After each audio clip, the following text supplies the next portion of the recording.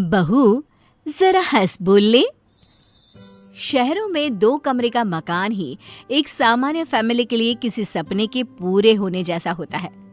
आम सी नौकरी करने वाला रवि किराए से रहा करता था, लेकिन उसकी चालाक बीवी सीमा। आप अपने पापा को क्यों नहीं बोलते हो? गांव का मकान बेचकर यहाँ शहर में घर ले ले। अरे कैसी बात कर रही हो? यहाँ कैसे रहेंगे? वहाँ बड़ा खुला इलाका, यहाँ छोटा सा 2 कमरे का मकान, वो भी ना जमीन में ना आसमान में। पता है, माँ पापा को टहलने का भी शौक है। इस शहर की धूल मिट्टी में कहाँ जाएंगे? नहीं नहीं। सीमा एक बार को चुप हो जाती है, लेकिन ठान लेती है कि वो रवि के पिता से किसी भी तरह पैसे लेकर रहेगी। शाम को जब रवि आता है तो बच्चे रो रहे होते हैं। अरे क्या हो गया इन दोनों को? रो क्यों रहे हैं? दोनों अंदर जाओ, मैं पापा से बात कर रही हूँ। दोनों अंदर चले जाते हैं। अब बताओ क्या हुआ? क्यों मारा है बच्चों को? अरे मैं क्यों मारूंगी? पागल नहीं हूँ मैं। वो क्या है ना, सोसाइटी में नया रूल आया है। अब झूले और दूसरे पार्क और मैदान में सिर्फ उन लोगों के बच्चे ही खेल सकते हैं जिनके अपने मकान हैं। किराए पर रहने वाले लोगों के लिए कोई सुविधा नहीं मिलेगी, समझे? उफ, ये क्या? अब क्या करे रवि? छोटी सी सैलरी में घर कैसे खरीदे? बच्चों की ओर देखता है तो सोचता है कि वो क्या दे रहा है अपने बच्चों को।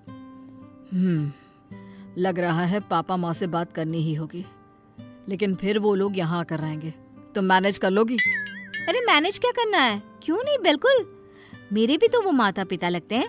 मैं तो उनका सम्मान तब भी करूंगी जब वो पैसे नहीं भी देंगे। अरे बंद करो ये डायलॉग। कैसे तुम्हारे व्यवहार के कारण उन लोगों ने यहाँ आना छोड़ दिया है, और उन लोगों से अब मैं ये कहूँ कि यहाँ आकर रहे तो वो बिल्कुल नहीं मानने वाले। अरे किसी को सुधरने का मौका भी तो देना चाहिए ना, नहीं तो कैसे होगा? रवि सीमा की चिकनी चुपड़ी बातों में आ जाता है और फैसला कर लेता है कि वो पापा से बात करेगा। रवि पिता से सारी बात करता है, उन लोगों को बच्चों का हवाला देता है। अरे नहीं नहीं बेटा, बहू का व्यवहार हम लोगों को वहाँ रहने नहीं देगा। यहाँ तो आस पड़ोस है, माँ सारा दिन काम करती रहती है, घर गृहस्थी संभालती है। हम तो यहीं खुश है बेटा। नहीं नहीं। कैसी बात कर रहे हैं पिताजी? मुझसे गलती हो गई, मुझे माफ कर दीजिए। आप लोगों की सेवा का मौका मुझे भी मिलना चाहिए। देखिए ना, सभी के दादा दादी बच्चों के पास रहते हैं। मेरे बच्चों को भी तो दादा दादी का प्यार मिले। सर पर पल्ला रखकर सीमा की बात सुनकर वो बेचारे पिघल जाते हैं। अब क्या, घर बार सब बेचकर वो शहर आ जाते हैं। हम लोगों को कितना छोटा कमरा दिया है। अरे कोई बात नहीं, कमरा बड़ा होकर क्या करोगी? यहाँ बहू बच्चों के साथ हो, ये क्या कम है? वैसे भी पूरा घर है, जहाँ मर्जी घूमो। लेकिन जिन सपनों को आंखों में सजाए वो बेटे के घर आए थे, वो ज्यादा दिन नहीं टिकता, कुछ ही दिनों में। भूख लग गई, रात के खाने के लिए बहू ने बुलाया भी नहीं। अरे जाकर बाहर देख लो, हो सकता है बहू को किचन में कोई काम हो, मदद कर दो उसकी। सास कमरे से बाहर आती है तो सामने खाना रखा होता है और बेटा बहू का कमरा बंद। ये खाना किसका लगा है? लगता है बहू रखकर भूल गई होगी। सास बहू के कमरे का दरवाजा खटखटाती है जो अंदर से बंद होता है।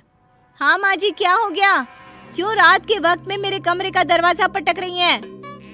बहू, वो रात का खाना सब साथ खाते हैं, लेकिन आज ना ही तूने हम लोगों को बाहर बुलाया ना ही खुद खाया।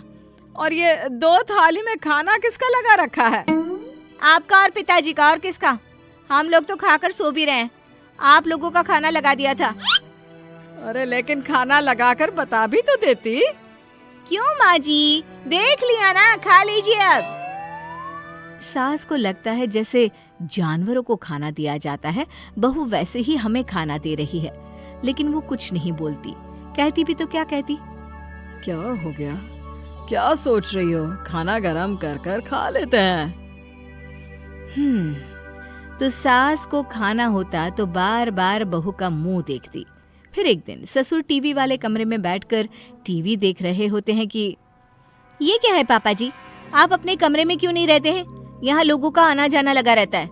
जब आप लोग साथ हैं तो लोगों ने आना जाना भी बंद कर दिया है कि सास ससुर बैठे रहते हैं सारा दिन। बहू, मेरी भी कुछ सहेलियां बनवा दे। सारा दिन घर में बैठे बैठे बोर हो जाती हूँ। घर पर तो कोई हम लोगों से बात भी नहीं करता है। बहू, तुम सारा दिन आस पड़ोस में हंसी मजाक कर लेती हो, कभी कभी हम लोगों से भी बात कर लिया करो। क्या बात करूं आप लोगों से? हाँ, अरे ना हो तो गांव चले जाइए ना कुछ दिनों के लिए, मन लग जाएगा। वाह बहू, जब पैसे और घर चाहिए था तो ऐसे बातें कर रही थी जैसे। हाँ तो अगर यहाँ रहना है तो शांति से रहना होगा, नहीं तो। बहू के डर से अब सास ससुर कमरे से बाहर निकलना भी बंद कर देते हैं। अब एक कमरे में बंद सास ससुर को खाना भी बाहर रखा मिलता, ना कोई बात करने वाला, ना कोई कुछ बोलने वाला। एक बार बाहर से जोर जोर से हंसने की आवाज आती है। लग रहा है कोई आया है, हंसे बोले कितना वक्त हो गया है, काश हम बाहर जाकर हंस बोल लेते। हाँ सही बोल रही हो, चलो बाहर जाकर देखते हैं कौन क्या बात कर रहा है।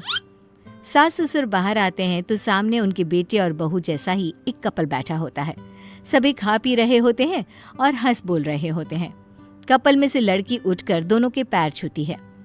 नमस्ते अंकल, नमस्ते आंटी। माँ पापा, आप दोनों कमरे से बाहर, कुछ चाहिए था क्या? हाँ बेटा, कमरे में बंद घुटन हो रही थी, बाहर से हंसने बोलने की आवाज आई तो सोचा देखो क्या हो रहा है। अरे हाँ हाँ, और आप लोग क्यों बोर हो रहे थे? सीमा भाभी तो इतनी हंसमुख है, जब से हम आए हैं वही बोली जा रही है। हाँ बिल्कुल, बहुत मजाक किया है। हंस हंस कर बुरा हाल हो गया। आप बहुत खुश नसीब है कि आपको घर में ही कॉमेडियन मिला है। माता पिता बहू और बेटी की ओर देखते हैं और कमरे में चले जाते हैं। अरे माँ पापा रुको ना, बैठो, अंदर क्यों जा रहे हो? कोई बात नहीं, जाने दो ना, मैं कमरे में ही चाय दे दूंगी। नहीं नहीं, चाय नहीं पीना। तो फिर और कुछ चाहिए क्या आंटी? बहू सास ससुर के बर्ताव से चिढ़ रही होती है, लेकिन मेहमानों के सामने बोलती भी क्या। हाँ हाँ पापा जी, मम्मी जी, क्या चाहिए? बोलिए। बहू, जरा हम लोगों के साथ भी हंस बोल लिया करो, कमरे में लाश की तरह पड़े रहते हैं। जमाने के लिए तो तू बहुत अच्छी है, फिर हम लोगों के साथ ही ऐसे क्यों? ये बोलकर सास ससुर कमरे में चले जाते हैं।